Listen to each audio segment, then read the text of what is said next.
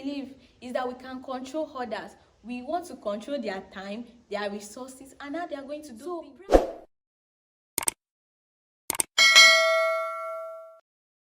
Hello, welcome back to my channel, and thanks for joining me on today's episode. I am Stephanie Dsewubajo. I'm a legal practitioner, a writer, and a public speaker. Do not forget to like this video, share, and comment. I've been wanting to talk about mental health and mental property as it affects each and every one of us. So on today's episode, we'll be talking about mental health and our mental property. So, we all want that perfect life where everything is going on well. Then we log into our Facebook or any of our social media handles. Then we would, for instance, we look at Taye's life. On Monday, she posts that, see me and my new car. On Tuesday, she posts, me and my husband. On Wednesday, she's posting me and my children. On Thursday, she is posting, yes, I went on vacation. On Friday, she's abroad. And on Saturday, and the truth is, she's not faking this life, but be like, why is it that everything is going on well with Taye? On Monday, she's here. On Tuesday, she's here. On Wednesday, she's doing this. So this leads us to what mental health is. So what is mental health? Mental health is the cognitive, behavioral, and emotional well-being of a person. Now, these three things makes up the total well-being of a person when we talk about mental health. Now, the first is the cognitive, the second is the behavioral, and the third is the emotional well-being of a person. Now, does mental health really exist? Yes, mental health exists. Now, the opposite of mental health, is it mental disorder? No. What are the early signs that our mental health is being affected? The first sign is withdrawal. That's we withdraw from life. For instance, a person who is an extrovert that will always talk to people, and then you see that suddenly this person is already quiet, don't talk. So the first sign is withdrawal. The second sign is the person sleeps too much or sleeps too little. But we have to you have to know your nature and look at your nature that, if I'm someone that sleeps too much and then I begin to sleep little, then it's the sign that, my mental health is being affected. Or if it's that, person that sleeps too little and the next thing, person sleeps too much, sleeps the whole day, it shows that, person's mental health is being affected. Other signs that shows our mental health is being affected is a victim using altering substance such as hard drugs, alcohol. This happens where a person goes to a bar, just be taking drink like the whole night, keep drinking. You show that something is wrong with the person's mental health. Other signs include lack of faith in oneself and one's ability. Be like, I can't do this. Go here, I can't go here. Do this, I can't do this. Then frequent mood swings, like someone who is always happy, joyous, and suddenly maybe we're just communicating with the person, talking to the person about a particular topic. For instance, you're talking about football, then the next thing the person is just like this. The person is lost, gone. Then hearing of voices, persistent evil thoughts. These are signs that our mental health is being affected. These are some signs that shows that our mental health is affected, though there are lots of signs that shows that our mental health is being affected. So this leads us to what mental capacity is. Now, mental capacity is the ability to make decisions and communicate it effectively. Now, in Nigeria, we have guiding principles and laws that shows that, these are ways you communicate. For instance, we look at capacity, and in capacity we look at age capacity and also mental capacity.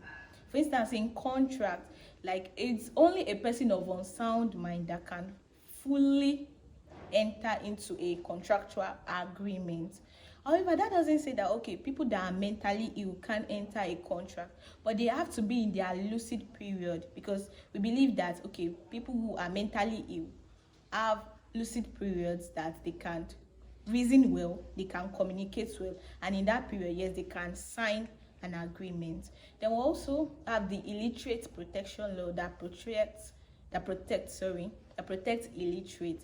And then we also have the jury that, okay, before an illiterate can sign, that document must have been communicated and interpreted to them before they can sign. What is mental property? The mind-brain supervenes theory defines a mental property to be the physical properties of the brain. Now, when you're not talking about the physical properties of the brain, you're talking about ideas, ability to think, intelligence, our psychological thoughts. And this manifests itself in business ideas, such as business ideas, ability to think, ability to communicate that, okay, yes, I want to do this thing, I want to start up something, I feel I can do this, I think this is my strength. So that is what mental property means. What are the ways to help someone go through a tough time? What are the ways to help? Okay, when you see someone that, oh, this person's mental health is being affected, and then I want to help out. So how then can I help out? Firstly, you have to present yourself as a trusted person. You know, most times I do tell people that better is a friend nearby than a brother that is far away. So you have to present yourself as a trusted person. So once you are a trusted person, yes, the person can then be able to come and meet you and be like, okay, this is what I'm going through. And then we shouldn't take the fact that, oh, a person opens up to us to mean that, oh, I can tell this person, I can tell this person. It shows you are trusted. That is why the person, somebody courage to come and meet you and say, oh, this is what I'm going through. So now after that, then encourage the person to talk about it. Like, let the person talk at length. Don't say, oh, summarize it now. Why don't you talk about it fast, like I'm so busy? No, you have to create time for the person. You also have to encourage the person to be able to say his or her side of the story. You also have to encourage the person that, oh, will you want me to communicate to people that can be of help, be it professionals such as lawyers, therapists, pastors, that, okay, will you want me to communicate with this person? Then also encourage, who will you want me to call? Who will you want me to talk to? We have to be able to ask them that, okay, who will you want me to reach out to? How can I be of help? Who will you want me to talk to? I remember back then during my service here, I visited the prison and I was speaking to a guy. Then I told him that, oh, how will you want me to help you out? How can I be of help to you? And he said, oh, sister, I want you to call my mom. Just tell her that I am alive. I said, wow, you want me to call your mom and tell her that you're alive? Okay, give me your contact. So there are different ways you can help people. It's not necessarily that you have to give them, okay, money. Yes, money answers all things. But at the same time, you still have to ask them now, oh, how can I help you? How can I be of help? Who should I contact? Let them talk it over. Another point I've been wanting to talk about is how social media affects our mental health. Research has shown that social media affects our mental health, and having our friends leads to depression, especially with the emergence of social currency. And what do I mean by social currency? Social currency is the number of likes of posts and engagement we get from our posts. Now you see a person, when you post a picture and you don't get more engagement, you are not happy, you want to delete that post. But the posts that get more engagement, oh, we are happy that, oh, this post gets engagement. And for instance, when you do a particular challenge, let's say for instance like TikTok, you do a particular challenge with a person, and the same challenge you even did better, and the person got 1 million views, and you're just getting 2 views, you will be bothered that, oh, what's wrong and everything. So this itself affects our mental health. Amimori states that there are 3 unhealthy beliefs that robs of our mental health. The first belief is unhealthy belief about ourselves. We believe that, oh, we can't do this. We tell ourselves that, oh, we are a failure, we can't do this, we can't achieve this, we can't do this. We compare ourselves with others. We look at, oh, why is Taye progressing more than me? Why is it that Taye can buy a car, and why is it that I can't buy a car? Why is it that, oh, Taye has 4 kids and me, I'm still struggling with 1? So we have unhealthy beliefs about ourselves, about our ability. The second unhealthy belief is that we can control others.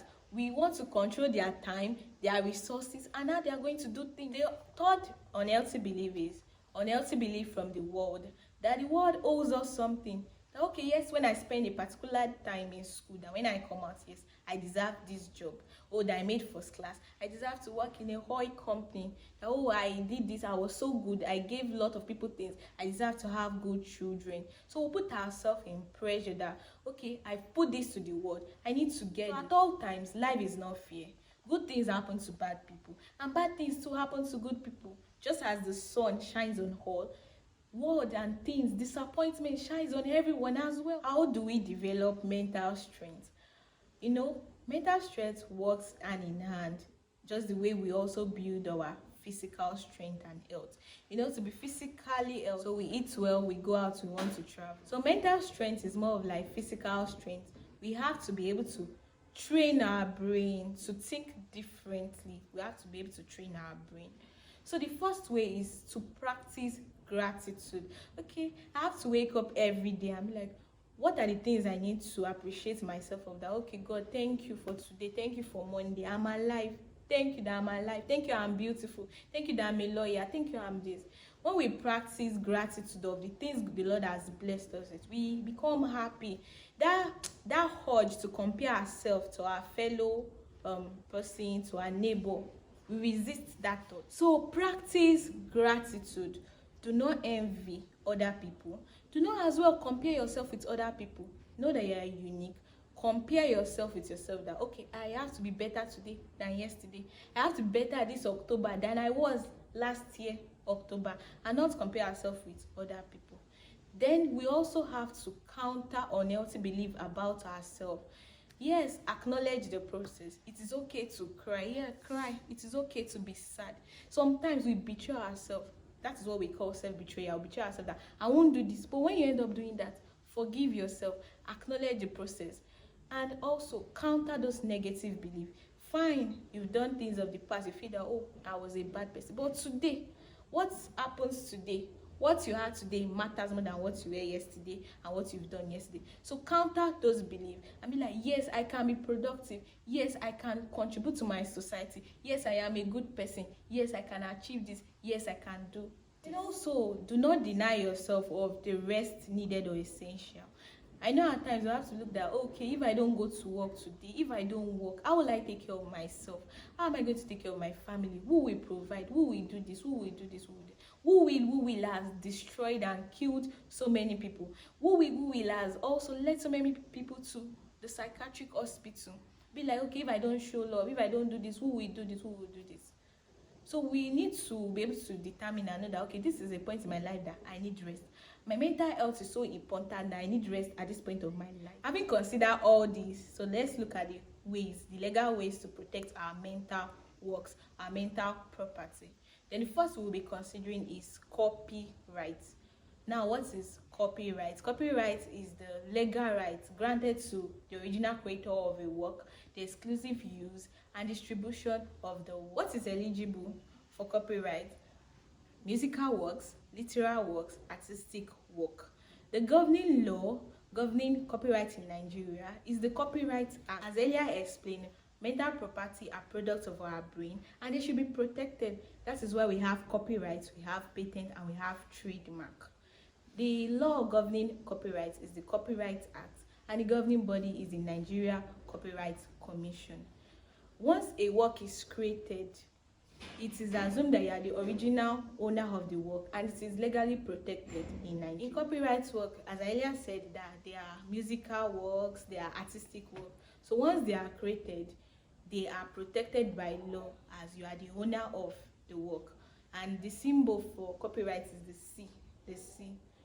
Then when we talk about trademark has to do with the protection of slogans, of phrase, of logo, of other ways to protect our mental or intellectual property is through patent registration, trademark registration, and copyright, as I earlier explained. If you want me to shed more light on this, kindly comment below, as intellectual property itself is a wide topic. If we keep talking and talking about mental health and mental property, it is really, really very wide. Don't forget to subscribe so you keep seeing my beautiful face.